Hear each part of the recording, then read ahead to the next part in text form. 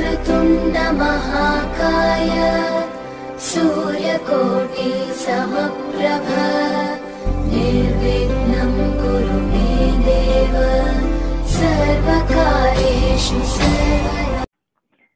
So last session was like 2 weeks back, right? So we did the Kapila. We were talking about Ganesha. First of all, Madhyoli Charanam, Jai Nandalala, everybody. So last session, we spoke about Ganesha, the 16 Shodasa Nama Stothram. We were going through that. And while we were going through that, we came to know about the significance of each and every name that we do Archana with. And that is the most important. We need to know why we call him by that name. We saw Sumukhaya Namaha, Ekadantaya Namaha, Kapilaya Namaha. Correct? Now the next one would be Gajakarnakaya Namaha. Gajakarnakar. And what does that mean? That means the one who has ears of an elephant. We already spoke about Sumukhaya, which almost covers up the whole thing. His face, the elephant face, and everything. But specifically, we're talking about Gajakarnakar because of these ears. Because the ears are mentioned specifically for a reason. With elephant ears. And why is that? Because when we go to the temple, we pray to the Lord, we see all these idols, beautiful idols of Ambal, Vishnu, anybody, Hanuman, take anyone. Everybody's ears are not visible. Their earrings are visible. You'll see their beautiful shiny earrings. But the ears are not visible. Correct? It's just for this Ganesha, this Lord, that his ears are so beautiful, like a fan. You can see it. You can visibly see it so clearly. And even the ears are adorned so beautifully in the temple. Still, even you cannot fully cover his ears. I mean, if you have a earring on his, when they adorn him with earrings, you still see the ears. That's how big his ears are.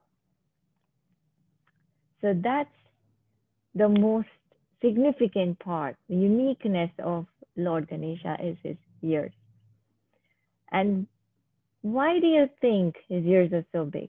He's trying to tell us something. I can hear you. I can listen. I hear you. Whatever you're praying, whatever you have, your worries, your concerns, I'm listening. That is what he's trying to say. And we always see that people say elephant ears, right? And what does that mean when they say elephant ears? It means that this person has very good hearing power. Because the elephant is very good at hearing. Even the slightest of the slightest, the pin drop, you can hear. It's not something that it will miss. So even that pin drop, it hears. That is why it's so significant. That even if you're thinking, you don't even have to say it. He hears you. Of course, all gods hear you, but here it's specified that Lord Ganesha is listening. Now, we also know that during, I'm not sure if everybody knows this, but during the rutting period of the elephants, there will be a constant oozing of this fluid on its cheeks, during the rutting period. And there, the flies and ants kind of collect because they want to, that sticky fluid attracts them. So flies, bees, ants all of them come and collect themselves, they gather themselves there. But then that is why these years are helpful for the elephants to fan them away, literally. Like they kind of do this and then get the flies and the bees out of the way. Same way, Lord Ganesha also has this fluid for a different reason. Because even Lord Ganesha has this fluid flowing down his cheeks. And that is mentioned, but that is because when he sees us, when he sees his devotees, he gets so happy. That excitement, the happiness, that is why he has this fluid, and they call that nectar. It's called nectar. And that is mentioned by Adi Shankara. Adi Shankara refers to that fluid in his Ganesha Pancharatnam, the Stothram that I'm sure all of you all know. And the stanza is Kapola Dana Varanam Bhaje Purana Varanam Bhaje Purana Varanam. We know this very, very well. But I'm sure we didn't know that this is what it means. Kapolam means cheek and Danam means fluid. So Kapola Danavara. So he's mentioned that he has this fluid in his cheek. For Ganesha, it's because of the joy and the compassion he has for his devotee. So happy to see you. He's so happy. He's always happy to see us. When we go to see him, he's always happy to see us. So this is also mentioned in Shiva Bhujanga Stothram, also written by Adi Shankara himself. Adi Shankara is after all who? Lord Shiva himself. It's an avataram of Lord Shiva. And he is so happy to write about his own son, right? So he's the one who wrote about Ganesha in the Shiva Bhujanga Stothram. Shiva Bhujanga Stothram is about Lord Shiva. But he starts off with Lord Ganesha. The first paragraph is about Lord Ganesha. It goes like this. Galadana Gandam Milad Pringashandam Chalacharushundam Jagatara Soundam Lasattana Kandam Vipatpangashandam Shiva Prema Pindam Bhaje Vakratundam. Now what does that mean? I pray to the one tusked God who is the darling of Lord Shiva, whose cheeks are drenched by water of exuberance. And what does that mean? Water of excitement. That water, due to excitement, due to that liveliness, due to that enthusiasm and that sparkle. That's what he's saying. Who is surrounded by the flying crowd of bees. Same thing. Because of that nectar, bees are attracted to it. Who has a trunk which is waved with slowness, right? Who is capable of protecting the entire world. Who has thick, long, shiny tusk. And who is capable of saving us from danger. This is what that first para is, which Adi Shankara has written in the Shiva Bhujanga Stothram, which also mentions about this fluid in his cheek. Now we've gone through the Gajakarnakar. We'll do the next one, that is Lambodarar. Lambodaraya Namaha. One who has a hanging stomach. Now we always, I mean, my dad used to say, there's nobody who can look good with a hanging stomach, and only Pillayar. Only he can own it. Lambam means whatever is hanging, right? So that is, they're talking about his stomach here. He's like a modakam himself. What is modakam? The modak. Modakam is modak. So he himself is like the modakam. Now, this modakam has a sweet purnam inside it. Correct? Always, we know the modakam is always stuffed with this coconut filling with jaggery, right? So it's a sweet stuffing inside the modakam. And that is what shows the completeness. It's complete. When you see that modakam, it looks so complete. And that's how you see the Pilayar also. He's so complete. He's complete. The whole is perfection. He's so perfect. Now, they say that he has a whole planet of the universe inside his belly. That is what they say. And that is why it's round in shape. Now, modakam means joy, right? That is what Vigneshwara himself is. Vigneshwara Pilayar is himself full of joy. When you see him, it's like so blissful. Same time when you bite that modakam also, it's so happy and blissful, right? That modakam is so filling. Now, when we see usually a person with a round stomach, we have a smile on our face. Especially kids. When we see a small kid with that little tummy, that cute round tummy, it does make us laugh and smile because we feel that is so cute. So cute. You want to go and pinch his cheek. That is the first reaction, right? That is exactly what Pilayar is. The first thing you want to do is go and pinch his cheeks. I feel that. I don't know about you, but I want to always pinch his cheeks and I do it. When every time I dress him up, I have to pinch his cheeks.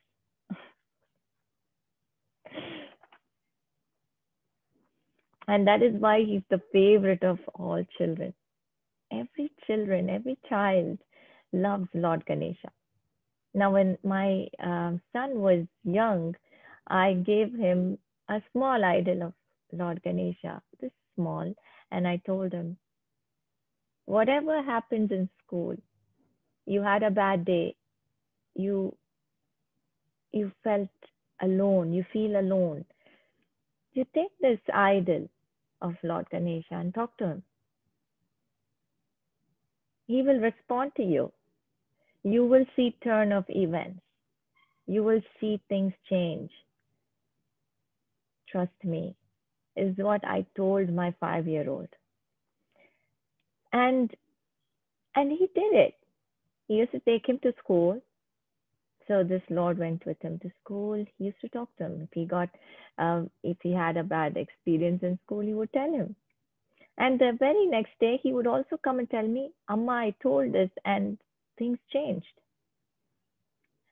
It's the faith is so powerful that if you really do it, and the innocence is the child has so much innocence that when you actually teach him the right stuff, he follows it to the T. He does. And these are the good things that we instill in the child. And as young as 5 years old is the best time to instill these things because these are such positive things. And it's only going to do good for them. So like I said, when I told him that, he followed it and he came and he actually gave me an update. He said, Amma, this happened. And I told Lord Ganesha and I think he took care of it because next day my problems vanished. And I said, see, he listens. He will take care of it. Now he has a collection of 20 Ganesha idols. And they're all sitting on his nightstand watching him sleep every night. I always ask him, one or many? It's all the same. Why can't you keep the others inside and one outside? No, he says, no, all of them need to be on the nightstand next to me. I say, okay, whatever you wish. So and it's a good thing. See, when we do this from the young age, it's always good for them. And after all, depending on God is any day good than depending on any human being. I'll tell you that. In writing, in bold letters. You can depend on God than any human being. You will never, ever, ever be betrayed by God. So the first lesson when you learn music, the first Geetam, that is for Carnatic music, is Pilayar. It goes like this, the Pilayar Geetam. It's the one stanza I'm going to say. Lambodarar Kumikara Amba Suta Amara Vinuta Lambodarar Kumikara. So this is the Geetam which is taught to kids when they start. Anybody who starts the music lessons, this is the first song that you learn. What does Lambodarar Kumikara mean? Lambodara is the big stomach, the cute stomach, the round stomach. Lakumikara means one Lakshmikara. Lakshmikaram, the one who gives all the saubhagyam, good fortune, happiness, prosperity, good health, clarity of the mind, everything, name it. Lakshmikaram saubhagyam means everything put together. So that's the first song we learn. First song beginning with him. After all the swarangals we learn, this is the first song. And you have to start with Pilayar, right? So be it. That's what it is. And who composed this song? The Saint Purandaradasa composed the song. He gave it to us. So we start off with this beautiful song. It's a nice, sweet, small song. Okay, so we went through Gajakarnakar, Lambodarar. Now the next one is Vikatar. Vikatar is humor, jokes, to make people laugh. I think Pilayar has it, hands down. No stand-up comedian has such capacity to make anybody laugh than our beloved Lord Ganesha.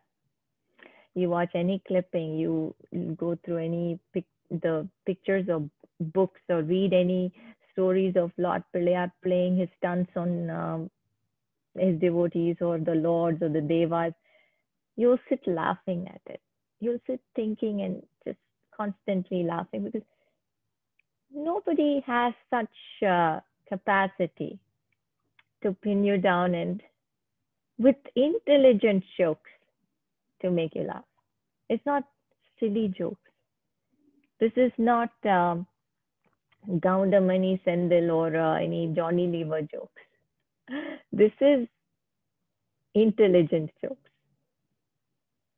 You have to, it's not so intellectual that a kid won't understand either. When a kid reads a Pilayar story, he'll understand everything. And he'll also exactly know why he did it. And there's so many times these cartoons, Pilayar cartoons come and my kids used to watch it and love it totally. There's two gods that really entertain kids are Krishna, Lord Krishna and Lord Pilayar. I think you agree with me. These two have the basic thing to make a kid sit and pay attention to them. They have that capacity. So Vikatar literally means humor, joke, and to make people laugh. Intelligent jokes. So when they say in scriptures, right, when Parvati and Lord Shiva have a argument or any, they're normal couples. They're the role model of normal couples. And that is why they're so beloved. You can actually take them as a role model. They behave like normal couples. So when they do have a misunderstanding or something, Pilayar would indulge in some fun or mischief and bring them back together. This is the usual schedule. This is how it goes in Kailasam. Now, there are so many stories of how the Kaveri happened, how the Kaveri flowed in the south. Pullayar had a hand in it. How he tricked Agasthyar, the sage Agasthyar. When we do the session about sage Agasthyar, we will go deeper into this story and understand how Pullayar got the Kaveri there. But I'm going to just briefly mention this here. So how sage Agasthyar was tricked and Kaveri was toppled. He had it in his Kamandalu. It was toppled, and eventually we got Kaveri in that area. Now, he also tricked Vibhishana. Vibhishana is Ravana's brother.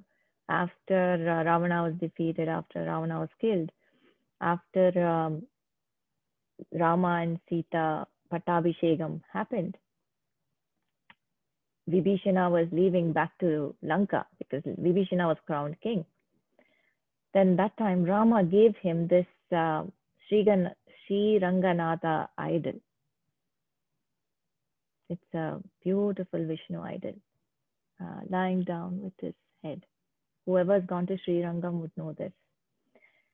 And we are going to do a session on Sri Rangam, which in detail will explain this incident also. But here also, when Vibhishana was returning back to Lanka, Pullayar tricked him because he did not want Ranganatha Swami to leave this area. He wanted it there, near the banks of Kaveri. So Vibhishana was tricked and Sri Ranganatha was installed there on the banks of Kaveri. So he deceived sage Agasthyar and Vibhishana, but for the welfare of the world. Now, because of Lord Ganesha, we have Kaveri there, and we have Sri Ranganatha on the banks of the Kaveri. Now, there's another joke he played on Ravana. He did not spare Ravana either. Now, the king of Lanka, when he was alive, this is long back, before the Sita incident even happened, he was a big Shiva Bhakta, very big devotee of Shiva, Lord Shiva. He's the one who he's the one who sang the Tandava Stothram. Now, he was wanting to become more powerful and more powerful. As you gain more power, then you get more greedy to gain more power. And that is what happened. And he got to know about this particular lingam called Atma Lingam. Now, Atma Lingam is very powerful. Those who do prayers or penance in front of the Atma Lingam gain more power, is what was told then. And some of them can even become immortal, is what was going around. So Ravana wanted to gain all that. Right? He wanted to be immortal too. So he went to Mount Kailash and performed his penance. Lord Shiva got very pleased. He can be pleased very easily. He doesn't see good or bad. Anybody who does penance to him sincerely, he comes and he grants them whatever they ask. Now he came and he asked the Lanka king, what is that I can do for you? And he was very clear. He said, I want Atma Lingam. I will take it with me to Lanka. The Lord said, okay, and gave it to him. He said, he had come in his Pushpaka Vimanam. So the Lord said, no, you're not going back in this vehicle. The flying, that chariot, right? He said, no going back in this vehicle. You have to walk back. You have to walk all the way back from here to Lanka. So Ravana said, okay, sure, I will walk back. And then he said, there's another condition that you cannot place it anywhere.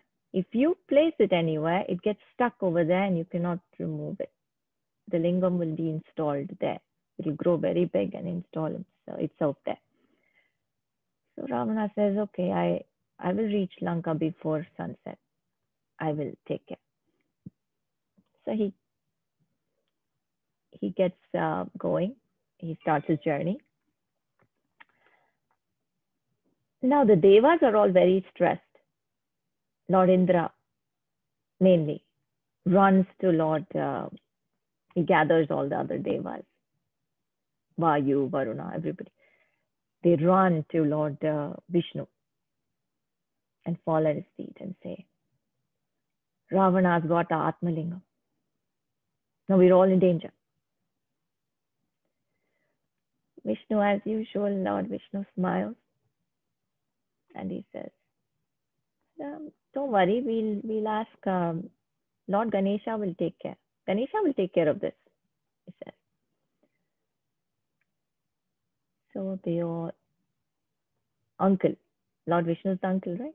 He goes and he says to Lord Ganesha that there is a small problem. This Ravana has got the Atma Lingam in his hands. I don't want him to misuse it. You know what to do, right? You go ahead and do whatever you feel is right. And Lord Ganesha says, yes, I got it. I just need one help from you, uncle, he says. What is it? I just want you to make it look like as if the sun is setting. And we know Lord Vishnu is very good at this. He has done this again in Mahabharata.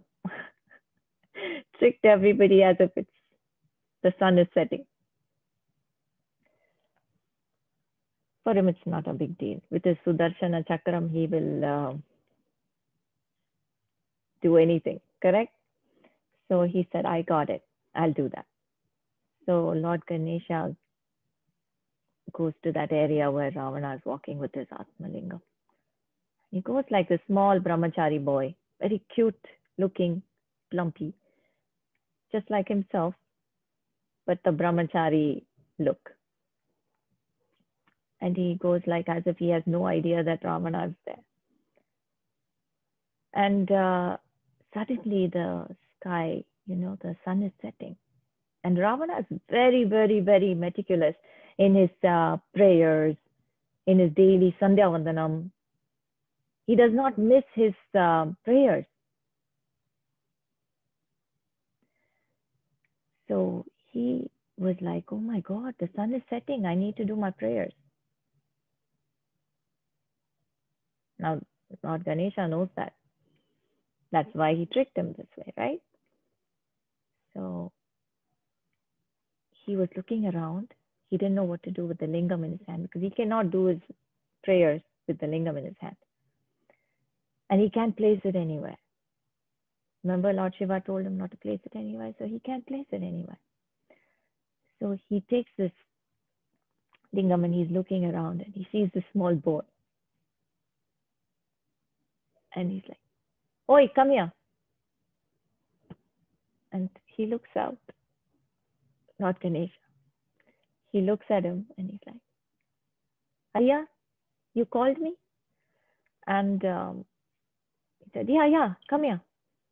Ravana's like, come here. Can you do me a favor? And he said, what is it? And he says, can you please hold this lingam for me? I need to do my Sandhya prayers, the evening prayers. So he says, yeah, but I have to go home too. How long will this take? He says, just a few minutes.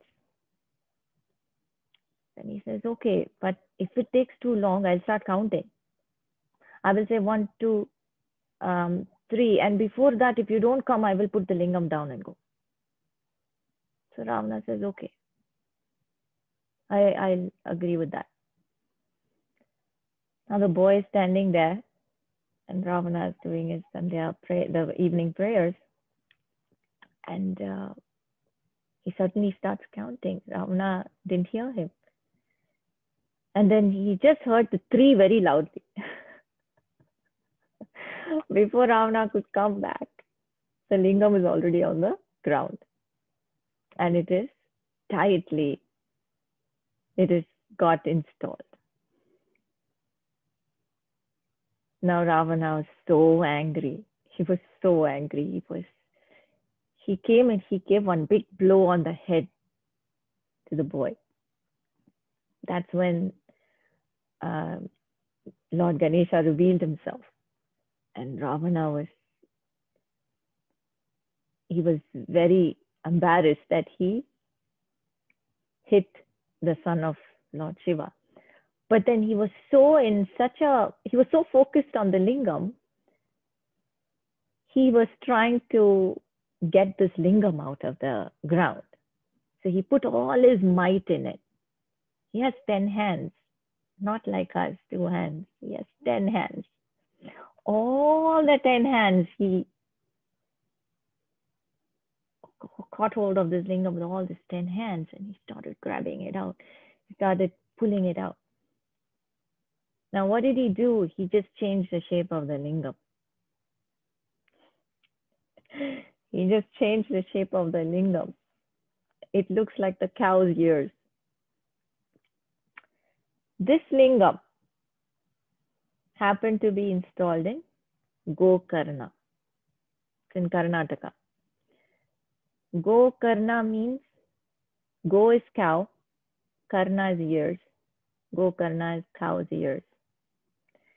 So the way he pulled it out, it's kind of shaped like a cow's ears. So, and also the lingam, the place is called the Mahabaleshwara Temple. Mahabalam is great power. Ishvara is Lord Shiva. So Mahabaleshwara is the name of this lingam because he's so powerful. Even Ravana with 10 hands couldn't lift him. Ravana could not even get him out of the ground. While he was doing that, with so much force, he was pulling that lingam out, a lot of pieces fell in different directions.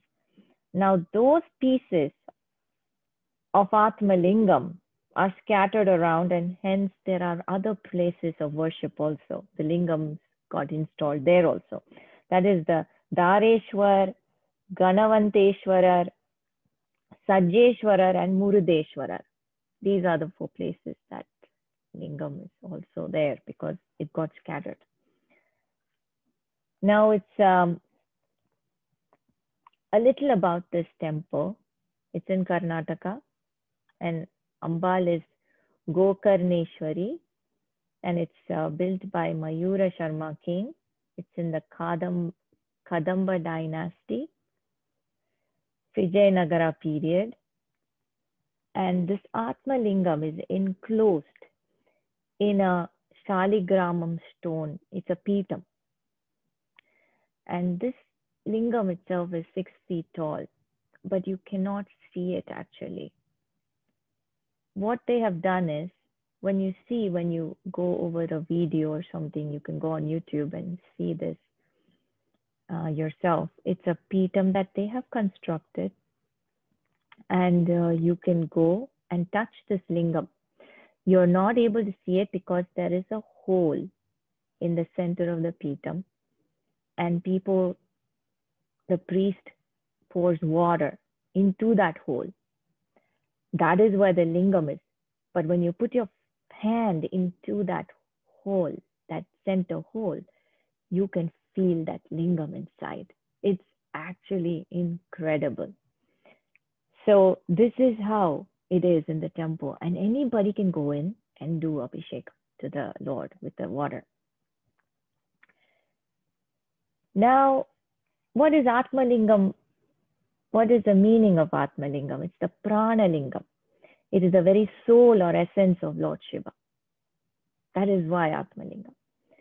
So that is why, knowing the benefits of all this, Ravana wanted it in his kingdom. Well, he was tricked by our Lord Ganesha, and we got to keep it. Again, whenever he tricks anybody, it's for the welfare of the whole world. It's for our benefit. Now, this temple is on the shores of the Arabian Sea. Now, how the procedure is that the devotees go take a bath at the beach and pay their respects to the Ganapathi Temple. That is the Ganapathi who made sure that this lingam did not leave from here. He installed it in Gokarna. That is the Ganapathi Temple. And over there, I believe, you see a dent in his head. And this is the blow that he received from Ravana, right? You see the dent in his head over there. When you ask the priest, they will show it to you. Then you go to Mahabaleshwara. So you have to say thank you to Lord Ganesha, right? After all. So you first say thank you and pay respects to Lord Ganesha. Then you go to the Father, the Atma Lingam.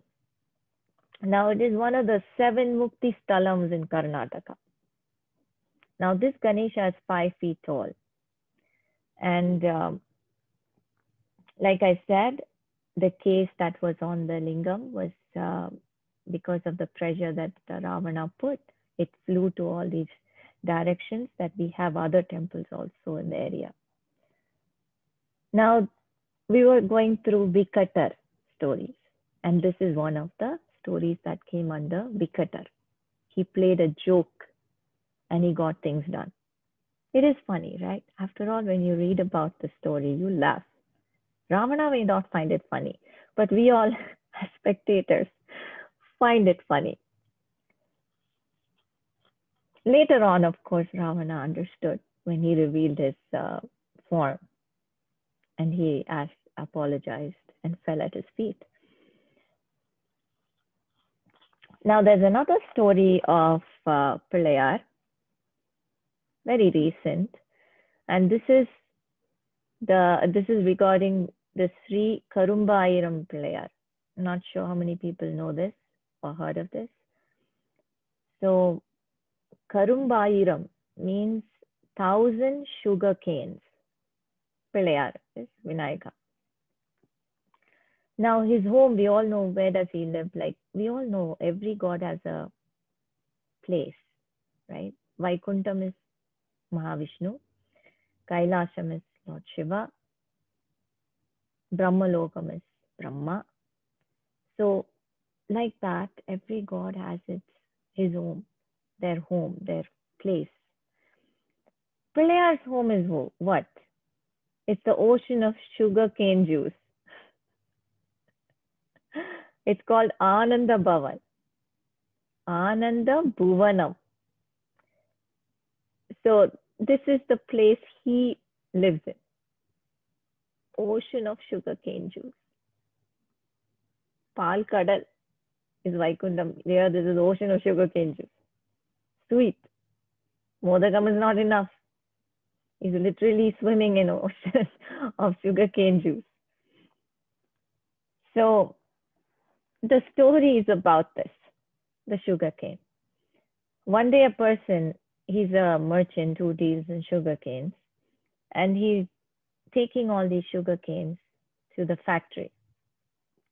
And so he was carrying 1,000 sugar canes tied up in bundles in his cart. Now he wanted to rest, so he put his cart to rest in front of the Pillayar temple. And he was just resting there for the night. That time, Vinayagar Pillayar came in disguise as a small boy. And of course, a small boy with a lot of round tummy, cute, very cute boy. He comes to this man and he says, Ayya, you have so much sugar canes. Can I have one piece? Please, he says. And then the man is like, he looks at him, he's like, no, I can't give you. I can't give all these sugar canes. They're for the factory. He says, please, Ayya, one sugar cane. Then he says, no, I can't. You go and buy from somewhere else. So there were a few people standing there, They were like, Yempa, why? Why can't you give him? He's after all asking for a small piece of sugar cane. You have so many sugar canes tied up together. One gone, nobody will know. He said, no. You don't understand. These sugar canes are not sweet. They're the sour ones. He just makes it up, He's lying. These are not the other usual variety. This is the sour one.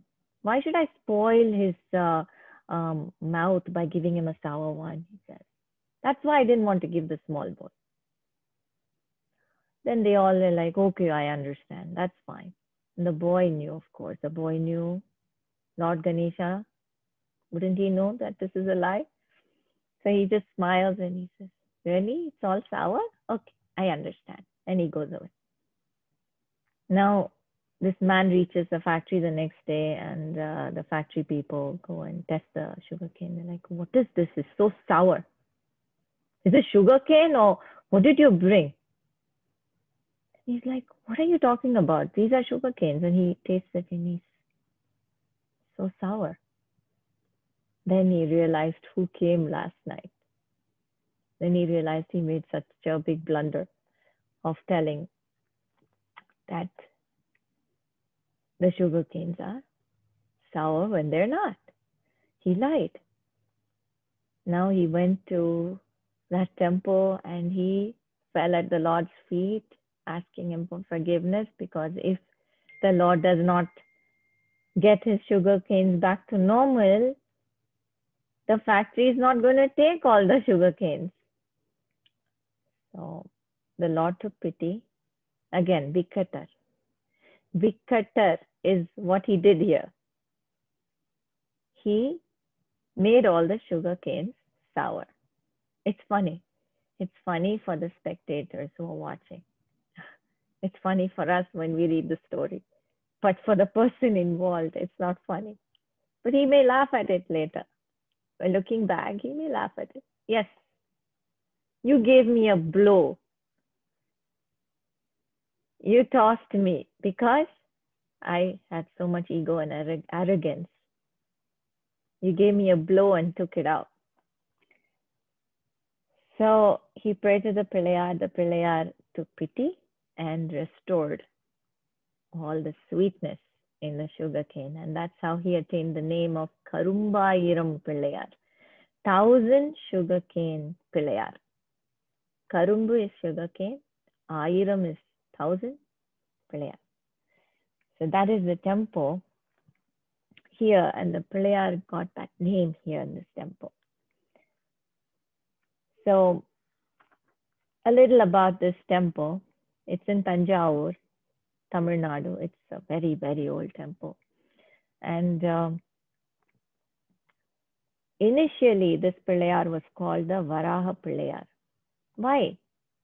Because yugams back, a demon bundled the earth and took it under the Padala Lokam, underground, where they say the Asuras lived there, Padala. So responding to Mother Earth's cry, the Lord Vishnu, he took the Varaha avataram and wild boar, right? That avataram. And he actually prayed to Lord Ganesha before he went to do this task. And that is why this Pillayar, he helped Lord Vishnu successfully bring the earth back and be successful in that mission. So since then, he's called the Varaha Pillayar. That is the initial name of this Pillayar in this temple was that.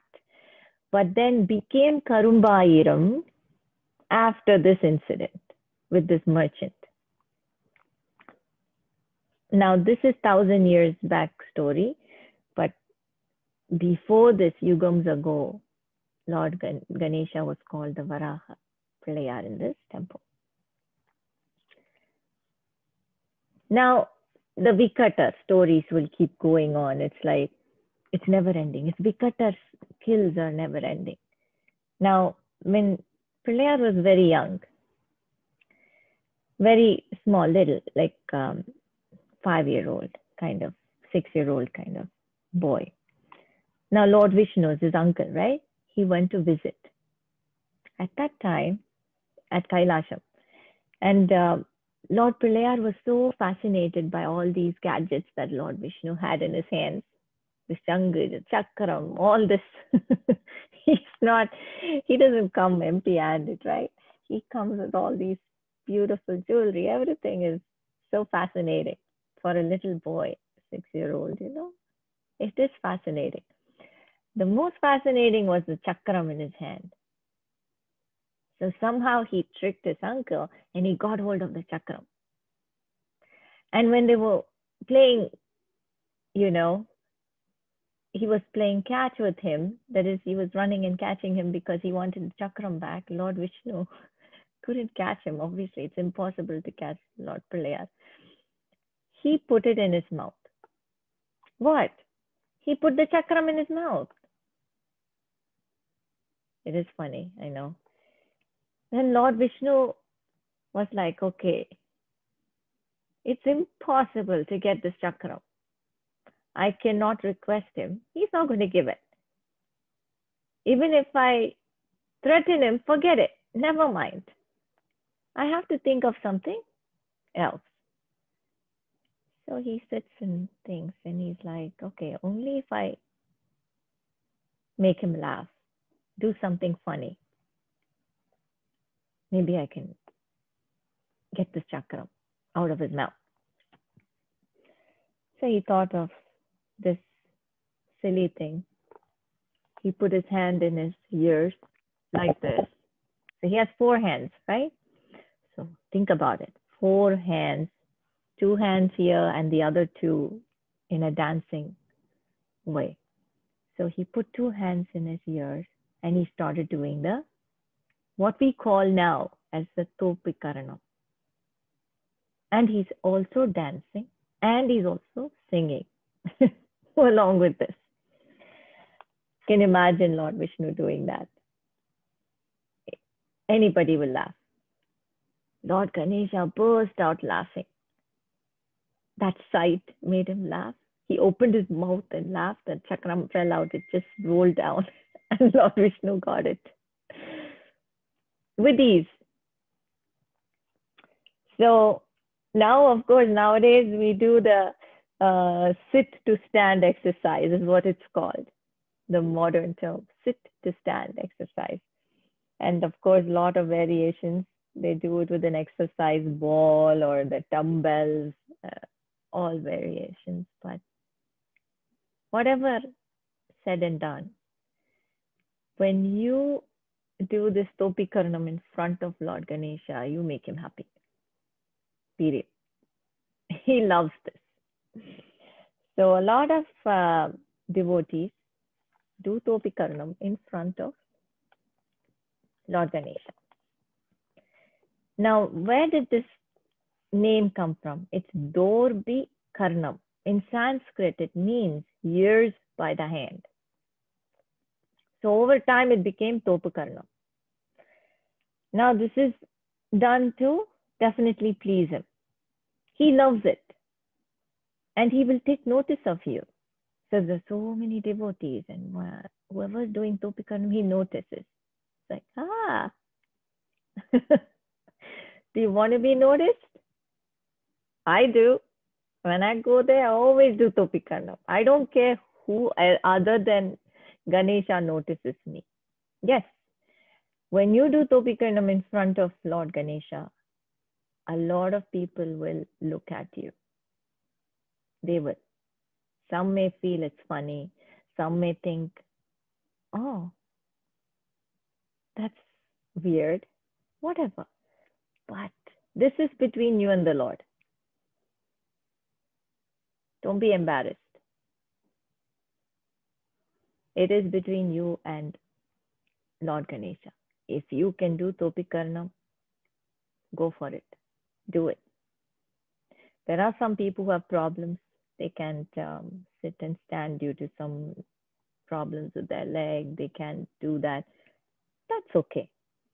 But those of us who can, we can do it. It's after all beneficial to us in every possible way. Instead of going to the gym and doing it, why not do it in front of him? He'll appreciate you more than the gym instructor. That I can surely tell you.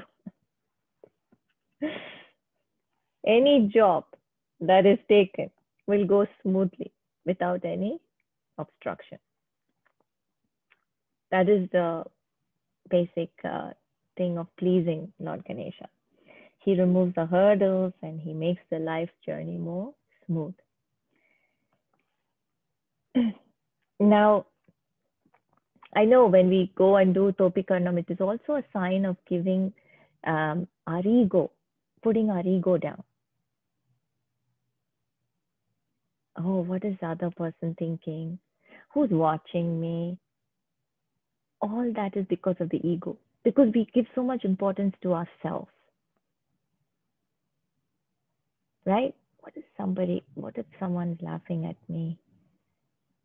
What if someone thinks I'm a fool, you know? It's all these thoughts, vague thoughts that come in the mind. But we never think, oh, what if someone looks at us and wants to do it too? What if I make someone else do it too? Right? Because Thopikarnam is dying out. Not many are doing it in the temple. They may be doing it in the gym, like I said, but not in the temple, in front of the Lord. Because those days, Thopikarnam used to be like a punishment. The parents used to say, when you do a mistake, Thopikarnam podu. Come on, do your Thopikarnam. So the kid is like literally crying and doing Thopikarnam. I don't know where that came from. But that kind of put in everybody's mind that Thopikarnam is done because you did something wrong. No. The whole point of Thopikarnam is not that. The scriptures say a different story, right? It is to please Lord Ganesha. It's the most. He notices you. It's the point of a way that you say, I'm surrendered. I don't care for anybody. I don't care for what others think. It's just you and me. You like it, I'm doing this for you. I want you to notice me. I'm here. I came to pay respects to you, and I want you to notice me. And I'm doing this for you. Make sense? That is all we need to think, and we need to do it. That's it.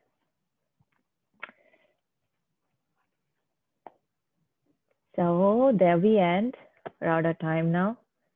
And we have a few more things to go over the Pilayar. We are not done with Pilayar. Pilayar is a very huge topic. And next session, we will go over the rest. Madhyoli Charanam, Jai Nandalala.